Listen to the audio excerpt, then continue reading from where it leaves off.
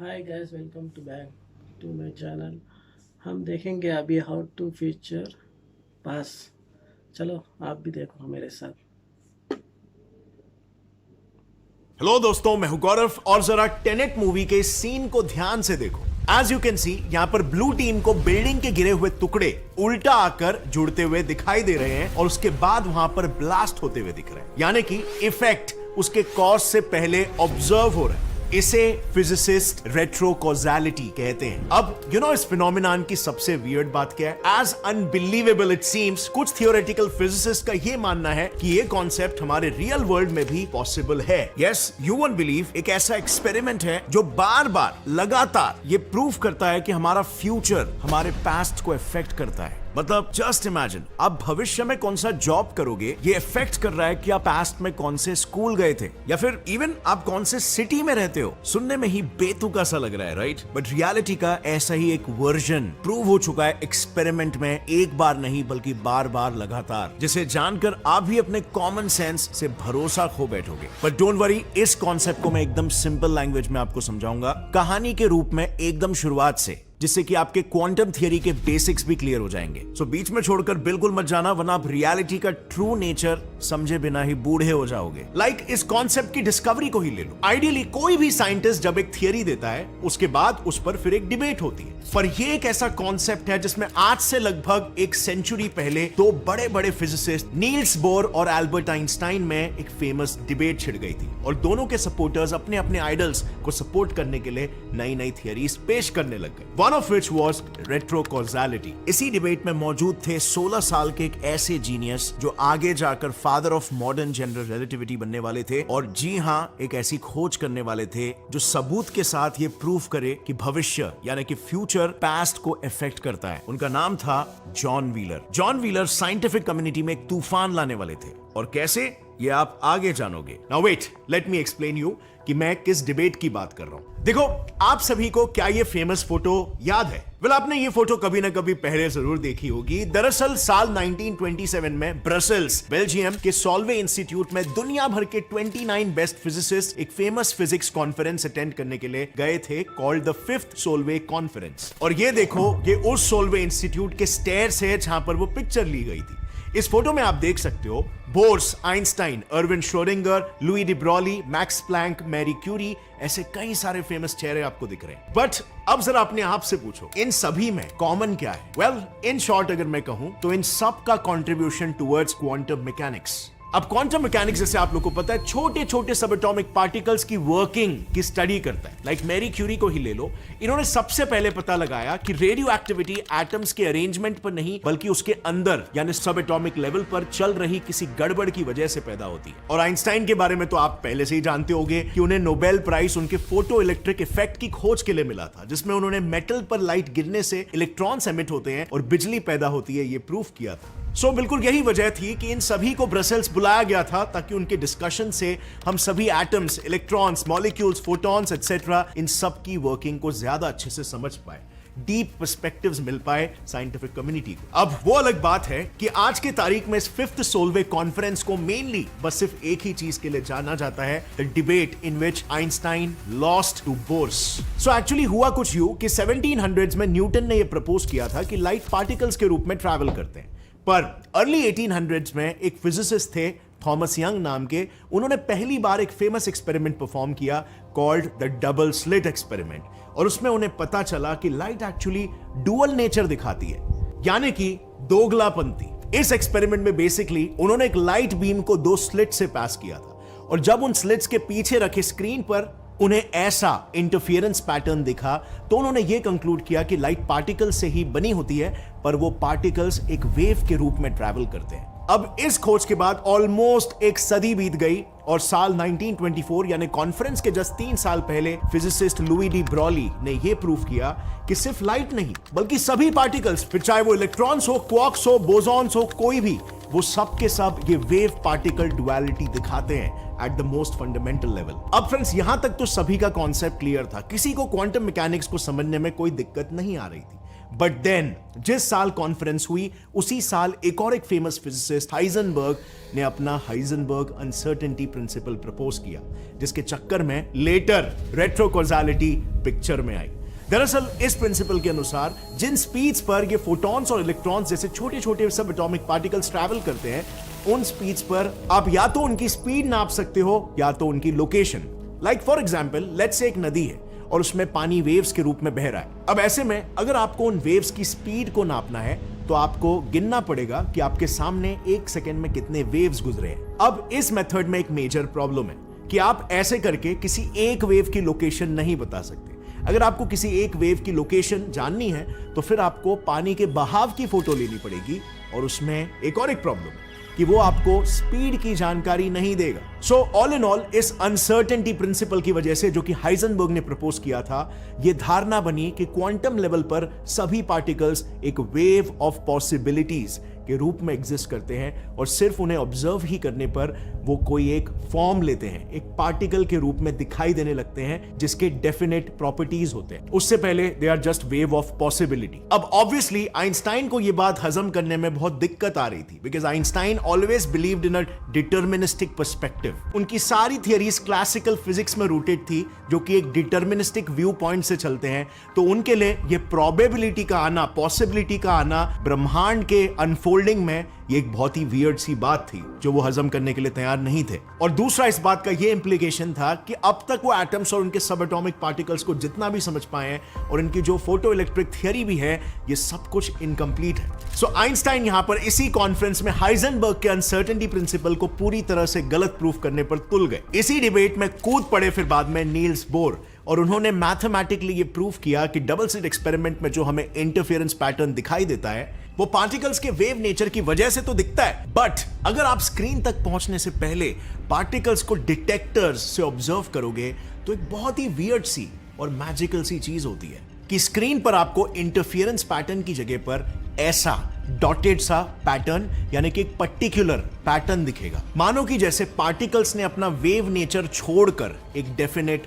Form ले लिया हो। अब सिंस 5 दिनों तक लगातार कोशिशें करने के बावजूद आइंस्टाइन बोर के इक्वेशन में कोई गलती नहीं निकाल पाए। फाइनली उस डिबेट को नील्स बोर ने जीत लिया, आइंस्टाइन को हरा दिया यहां पर। अब मे भी यहां तक आपको स्टोरी इंटरेस्टिंग लगी होगी, बट आपके दिमाग में ख्याल आ रहा होगा कि गौरव, इसमें रेट्रो कॉजालिटी आखिर कहां पर आता है? वेल, अब तक नहीं आया है, बट यहीं से आना शुरू होगा, क्योंकि आइंस्टाइन एक ऐसे फिजिसिस्ट थे जो आसानी से हार मानने वालों में से बिल्कुल नहीं थे। जर्मनी में नाजी एग्रेशन बढ़ने के बाद आइंस्टाइन यूएसए शिफ्ट हो गए थे और वहां की प्रिंसटन यूनिवर्सिटी में काम करने लग गए थे। यहीं पर उनकी मुलाकात दो तगड़े साइंटिस्ट नेथन रोजन और बोरिस पुडोल्स्की के साथ हुई। फिर इन तीनों ने मिलकर इसी प्रोजेक्ट पर काम किया और एक पैराडॉक्स खोज निकाला, famously called the EPR paradox, और उससे बोर की इस थियरी में एक मेजर फ्लॉ निकल गया। उन्होंने बेसिकली एक थॉट एक्सपेरिमेंट के जरिए कहा कि अगर एक सोर्स पार्टिकल है जो स्पिन नहीं करता और वो दो नए स्पिन करने वाले पार्टिकल्स में तब्दील होता है,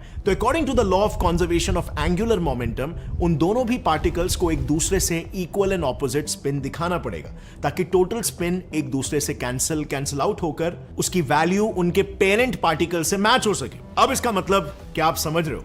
आइंस्टाइन के अकॉर्डिंग अगर हम इन दोनों पार्टिकल्स को एक दूसरे से लाइट ईयर्स दूर रख दें तो भले ही वो दोनों मल्टीपल पॉसिबिलिटीज की एक वेव के रूप में एग्जिस्ट करें, लेकिन एक को ऑब्जर्व करने पर दूसरे की स्पिन इंस्टेंटली उल्टी होनी ही चाहिए, otherwise law of conservation of momentum break हो जाएगा। और ऊपर से अगर हम कहते हैं कि जिस पार्टिकल को ऑब्जर्व किया वो दूसरे को इन्फॉर्म कर सकता है, तो अगेन उसके लिए इंफॉर्मेशन को लाइट की स्पीड से तेज ट्रैवल करना पड़ेगा और यूनिवर्स का एक लॉ ब्रेक हो जाएगा। अब हालांकि कुछ सालों बाद जॉन बेल के बेल्स इनइक्वालिटी थ्योरम ने यह प्रूव करके दिखाया कि आइंस्टाइन वाज अल्टीमेटली रॉन्ग और नील्स बोर यहां पर सही थे। लेकिन यहां पर हमारी कहानी लेगी एक बहुत ही बड़ा टर्न, क्योंकि उस समय के एक दिग्गज साइंटिस्ट ने एक ऐसी चीज प्रूफ करके बताई थी जिसे देखकर उस समय के सभी फेमस साइंटिस्ट अपना सर खुजाने लग गए। आइंस्टाइन छोड़ो, नील्स बोर छोड़ो, welcome John wheeler. John wheeler ने एक्सपेरिमेंटली, प्रैक्टिकली ये प्रूफ करके बताया कि फ्यूचर की घटनाएं पास्ट को इफेक्ट कर सकती है और कर रही है। और इस ऑब्जर्वेशन का एक्सप्लेनेशन उस समय किसी भी थियरी के पास नहीं था। इस एक्सपेरिमेंट का नाम था delayed choice quantum eraser experiment. सो जॉन व्हीलर ने बेसिकली किया क्या, उन्होंने किसी साधारण डबल स्लिट एक्सपेरिमेंट की तरह सबसे पहले एक लाइट बीम के सामने दो बारीक स्लिट्स प्लेस किए,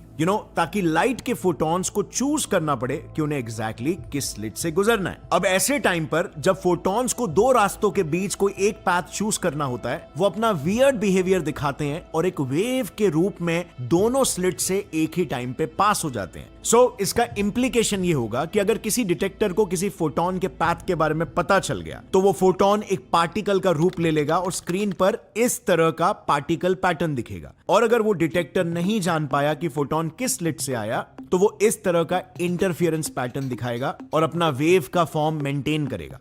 आई होप यहां तक आप सभी को क्लियर है। अब इसके बाद जॉन व्हीलर ने उन दोनों स्लिट्स के आगे एक फोटॉन को दो क्वांटम एंटेंगल फोटॉन्स की जोड़ी में स्प्लिट करने वाले एक BBO यानी बीटा बेरियम बोरेट क्रिस्टल को प्लेस किया। अब इससे हुआ यह कि इस एक्सपेरिमेंट में आगे अगर एक मेन डिटेक्टर होगा, लेट्स से डिटेक्टर 1, और कुछ एक्स्ट्रा डिटेक्टर्स होंगे, लेट्स से डिटेक्टर 2, 3 एंड 4, तो अब डिटेक्टर 1 तक पहुंचने वाले हर एक फोटॉन का एक क्वांटम एंटेंगल्ड काउंटर पार्ट बाकी डिटेक्टर्स तक भी पहुंचेगा। अब ये इंपॉर्टेंट क्यों है? क्योंकि अगर हम डिटेक्टर 2, 3 और 4 पर किसी एक किस्म का पैटर्न देखते हैं, तो इस सेटअप से वही सेम पैटर्न हमें डिटेक्टर 1 पर भी दिखाई देना चाहिए, क्योंकि दोनों क्वांटम एंटेंगल्ड पेयर्स है। क्योंकि पर्टिकुलरली इस एक्सपेरिमेंट में व्हीलर ने डिटेक्टर 1 और डिटेक्टर 4 को इस तरह से सेटअप किया था कि दोनों स्लिट्स के फोटॉन्स कंबाइन होकर उन तक पहुंचे, और इसीलिए वो डिटेक्टर्स पता ही नहीं कर पाए कि कौन सा फोटॉन किस स्लिट से आया था, यानी कि उनका पाथ इंफॉर्मेशन ही इरेज हो जाए, which simply means वो वेव वाला इंटरफियरेंस पैटर्न दिखाएंगे। और ऑन द अदर हैंड उन्होंने डिटेक्टर 2 और 3 को इस तरह से सेटअप किया था कि स्लिट 1 के फोटॉन्स डायरेक्टली डिटेक्टर 2 पर जाए और स्लिट 2 के फोटॉन्स डायरेक्टली डिटेक्टर 3 पर जाए। मीनिंग यहां पर डिटेक्टर 2 और 3 को इजीली पता चल जाएगा कि उन तक पहुंचने वाले फोटॉन्स एग्जैक्टली किस स्लिट से आए, यानी कि पाथ इंफॉर्मेशन उन्हें मालूम है, एंड देयरफॉर ये डिटेक्टर्स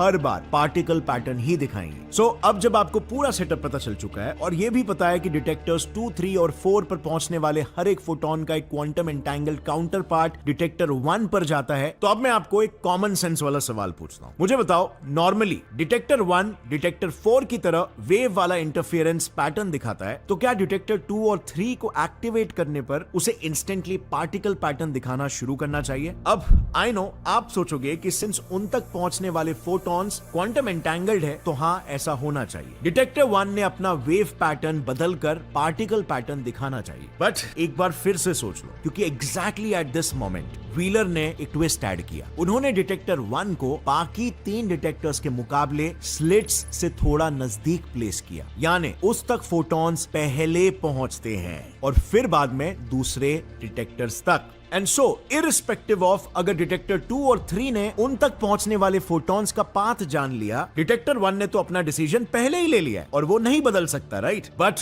गेस व्हाट, जैसे ही हम डिटेक्टर 2 या 3 पर पार्टिकल पैटर्न देखते हैं, पता चलता है कि डिटेक्टर 1 ने भी वही शो कर रखा है, यानी कि समहाउ ये दूर रखे डिटेक्टर्स पर डिटेक्ट हुए फोटॉन्स की इंफॉर्मेशन समय में पीछे जाके यहां पर जहां पर ये फोटॉन्स क्वांटम एंटेंगल्ड जोड़ी में स्प्लिट हुए वहां पहुंच रही है और डिटेक्टर 1 की ओर जा रही है और फोटॉन्स को बता रही है कि उसे कौन सा पैटर्न दिखाना है। सो एसेंशियली फ्यूचर से पास्ट में इंफॉर्मेशन ट्रैवल कर रहा है और पास्ट के डिसीजन को इफेक्ट कर रहा है, या सिंपली कहूं तो इफेक्ट कॉज से पहले होते हुए दिख रहा है, बिकॉज ऑफ विच फिजिसिस्ट इस न्यूली डिस्कवर्ड कॉन्सेप्ट को रेट्रो कॉजालिटी कहने लगे। सो अब आप समझ सकते हो फ्रेंड्स कि ये कितना ग्राउंड ब्रेकिंग एक्सपेरिमेंट था और इसके इंप्लीकेशंस किस लेवल पर हो सकते हैं। हमारा जो दुनिया को देखने का नजरिया है, जिसमें हम एरो ऑफ टाइम को एक ही डायरेक्शन में जाते हुए देखते हैं, पास्ट से फ्यूचर की ओर, उसी पर इसने सवाल खड़ा कर दिया। यानी कि हमारी पृथ्वी कैसे बनी, इस घटना ने इफेक्ट किया कि बिग बैंग कैसे हुआ। सुनने में ही एब्सर्ड लग रहा है, राइट? और बहुत सारे पैराडॉक्सेस क्रिएट कर लेगा ऐसा लगता है। वेल, अगर रेट्रो कॉजालिटी सच में एग्जिस्ट करती है, तो हमारे यूनिवर्स के लिए उसके एटलीस्ट 3 मेजर इंप्लीकेशंस निकल सकते हैं। पहला तो सुपर डिटर्मिनिज्म। रेट्रो कॉजालिटी का प्रूव होना मतलब यूनिवर्स में घट रही सभी चीजें ऑलरेडी प्री डिटरमाइंड या सिंपली पहले से ही डिसाइडेड है। सो बेसिकली सारे इवेंट्स घटने घटने के सीक्वेंस का इंफॉर्मेशन पहले से ही सेट है, बस वो सभी घटनाएं ब्रह्मांड में टेप रिकॉर्ड की तरह प्ले हो रही है, जो कभी भी फॉरवर्ड या रिवर्स में प्ले हो सकती है, किसी मूवी रिकॉर्ड की तरह। देन नंबर 2,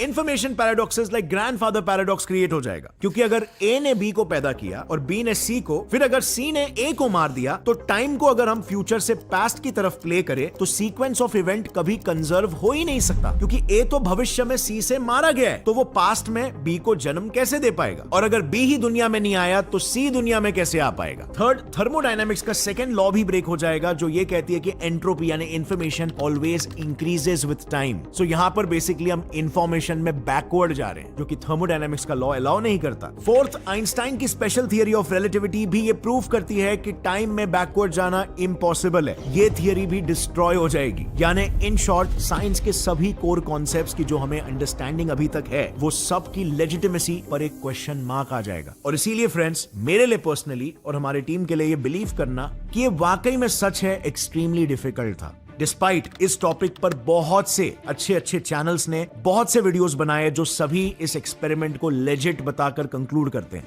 लेकिन गाइस, जैसे मैं आपको ये बार बार याद दिलाता हूं कि जिंदगी में ट्रूली रैशनल बनो और किसी की भी जस्ट कही सुनी बातों को एक्सेप्ट मत करो जब तक आप पूरी तरह से लॉजिकली सहमत ना हो, क्योंकि अंधविश्वास सिर्फ रिलीजियंस में ही मिलने की संभावना नहीं होती, बल्कि साइंस में भी आपको अंधविश्वास मिल सकता है। और इसीलिए मामले की तह तक जाना हमेशा जरूरी है। तो मैं और मेरी टीम पूरी तरह से संतुष्ट नहीं थे और इसीलिए हमने और गहराई में रिसर्च करना शुरू किया, जिसके बाद हमने कुछ ऐसा डिस्कवर किया जिसके बाद पूरा गेम ही समझ में आ गया बॉस।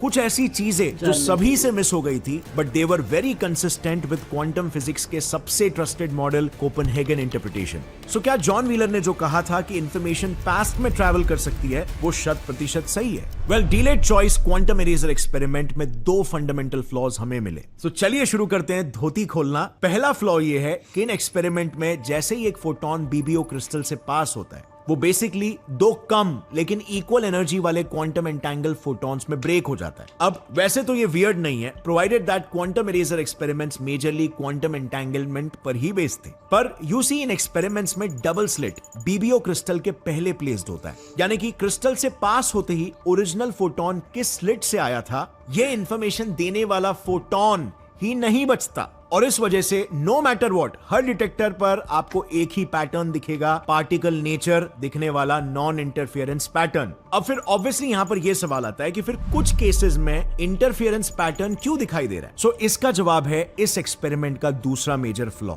दरअसल कुछ फिजिसिस्ट का कहना है कि इस एक्सपेरिमेंट में डिटेक्टर 2 पर स्लिट 1 के फोटॉन्स डिटेक्ट होते हैं और डिटेक्टर 3 पर स्लिट 2 के। सो नेचुरली वो किस स्लिट से आए हैं, ये इंफॉर्मेशन रिवील होने की वजह से उनका वेव फंक्शन कोलैप्स हो जाता और वो अपने रिस्पेक्टिव डिटेक्टर्स प्लस डिटेक्टर 1 इन दोनों जगह नॉन इंटरफियरेंस पैटर्न के रूप में अपना पार्टिकल नेचर शो करते हैं। पर एक सेकेंड, अगर लेट्स से कि मुझे डिटेक्टर 2 के ऑब्जर्वेशंस को डिटेक्टर 1 से कंपेयर करना है, तो ऑब्वियसली मुझे डिटेक्टर 1, जहां बाय द वे दोनों स्लिट्स के फोटॉन्स पहुंचते हैं, उसमें से स्लिट 2 के फोटॉन्स के ऑब्जर्वेशंस को इग्नोर करना पड़ेगा टू मैच द पैटर्न। पर अगर मुझे सिर्फ ऑब्जर्वेशंस को मैच कराने के लिए स्लिट 2 के फोटॉन्स को इग्नोर करना पड़ा, तो फिर ये तो चेरी पिकिंग हो गई। ये रेट्रो कॉजालिटी कैसे हुआ? और बस फिर इसी कंफ्यूजन को वेरीफाई करने के लिए कुछ फिजिसिस्ट ने इन क्वांटम इरेजर एक्सपेरिमेंट्स के ऑब्जर्वेशंस को ध्यान से स्टडी किया and what they found out was shocking. अगर आप डिटेक्टर 2 और डिटेक्टर 3 के ऑब्जर्वेशंस को एक के ऊपर एक रख के प्लेस करते हो, तो वही पैटर्न बनता है जो डिटेक्टर 1 और 4 पे बनता है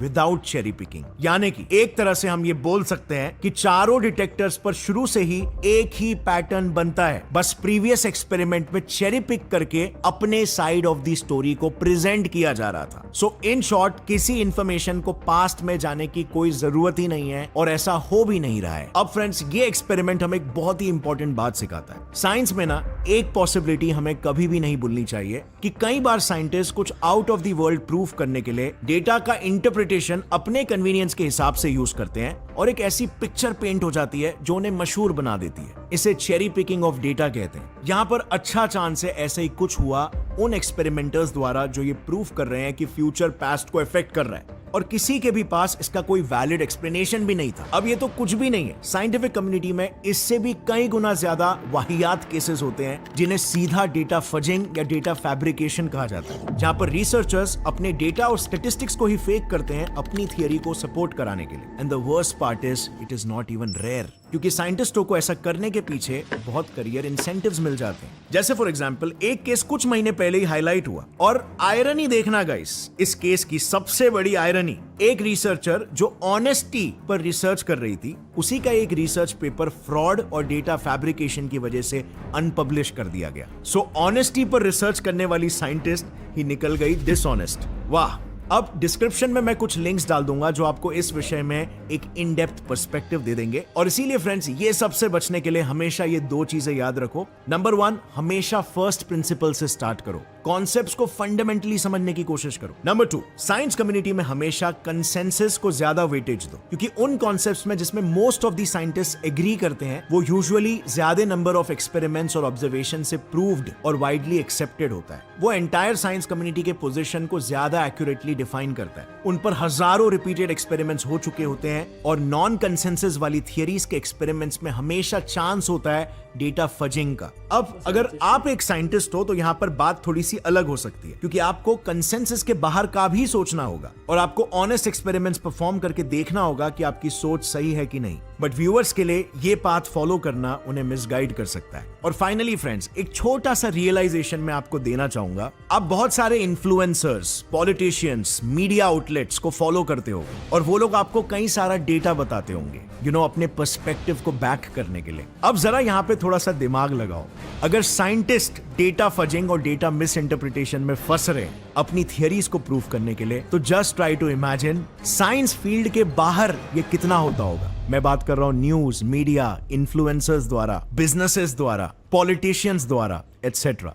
so always have a rational mindset, चीजों को फंडामेंटली समझने की कोशिश करो। अब फ्रेंड्स, इस वीडियो में आपने ब्रह्मांड के सबसे छोटे पार्टिकल्स की स्टडी तो कर ली, लेकिन क्या आपको पता है ब्रह्मांड का सबसे छोटा मेजरिंग लेंथ क्या है, जो कि सब एटॉमिक पार्टिकल से भी ज्यादा छोटा होता है?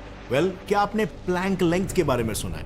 अगर आपने नहीं सुना है तो प्लैंक लेंथ सबसे छोटा मेजरमेंट है, जो इतना छोटा है कि इसके सामने समझ लो एटम भी पृथ्वी जितना बड़ा हो गया। बट ये मेजरमेंट फिजिक्स में एक्सट्रीमली ज्यादा इंपॉर्टेंट है, और वो क्यों है इस पर ऑलरेडी मैंने डिटेल्ड वीडियो बनाई है, जिसे आप यहां पर क्लिक करके देख सकते हो। अगर आपको ये वीडियो देखकर कुछ भी नया सीखने मिला, एक लाइक जरूर ठोकना।